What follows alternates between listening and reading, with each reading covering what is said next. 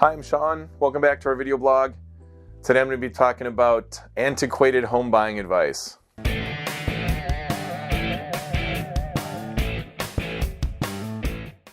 So here you are buying your first home, or you're replacing the home that you're in, you haven't bought for a while, and your friends and relatives, they want to help you out, so they probably have lots of tips for you.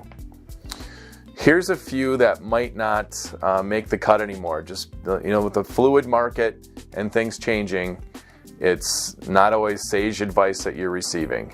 There are many different things that you might be hearing that might not be great advice. They might have been great advice in the past. I want to touch on just a few of them. The first one I'm hearing is, Susie, you should wait until prices settle down. And on the surface, that's good advice. We've been in quite a run of a seller's market, meaning there's way too many buyers for too few homes. It has been causing prices to go up. People are competing for listings, and therefore that does drive the price up a bit. My argument for the other side of that is rents are high as well.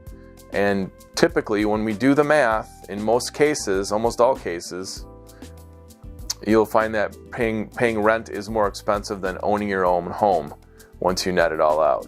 And you're not building any equity or wealth. You're just giving it to the landlord to pay for their building, for their taxes, for maintenance and repairs, and a profit, and their house appreciating. The other part of that is the interest rates are still historically low. So if you wait and you give the landlord a bunch of money, and you also miss the interest rate being as low as it is now, if you would buy today, and the interest rate's 1 point higher, you're going to pay 10% more for payments on that property. So another piece of advice that used to make sense would be make an offer with room to negotiate. While that used to work, it doesn't necessarily fly in this market for the overwhelming percentages of the transactions.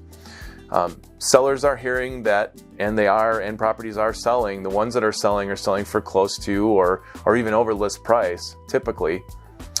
So there's a lot less chance, if you're in a situation where there's going to be more than one offer or more interest, that you make a low offer that you'll even have a response. So you need to sit down with your agent or sit down and look at the sold properties that you can pull and decide what the comparables are, what are the comparable properties that are also available for sale if there are some, and decide what that market value is, and then decide if you want to go get the property or not.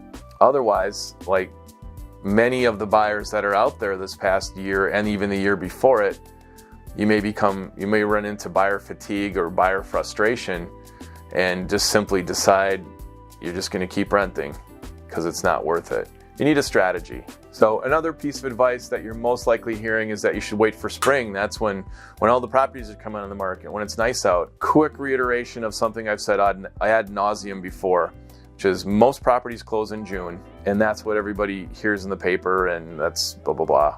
Anyway, most properties receive their accepted offer in March, April, and May, the majority typically being in April or May, and close 35 to 50 days later. That's when everybody's looking, is in spring. If you're fairly open about what your parameters are, this time before spring is the best time to be out there. If you find the property that you want, great. Go get it, buy it, less competition.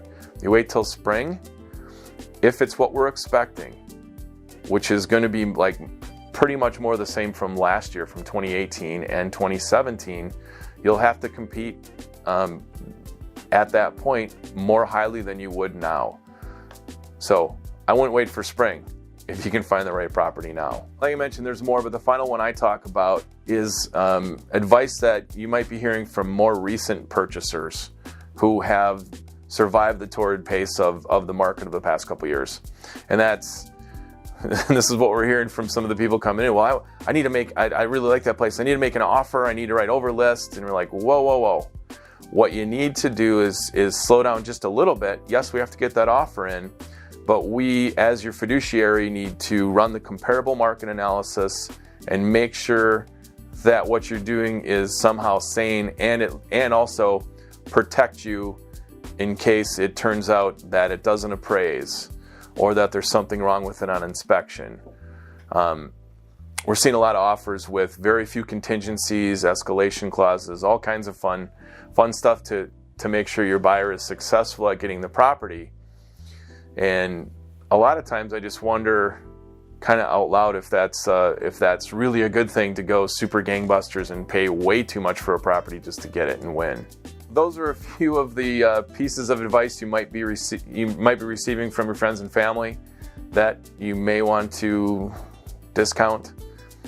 We're here if you have any questions or you want to hear about how the process works and our ideas to help you develop a winning strategy to get a home. Our number is right below and my email is right below. I encourage you to reach out to us and get those questions answered. I hope this has been helpful. See you next time.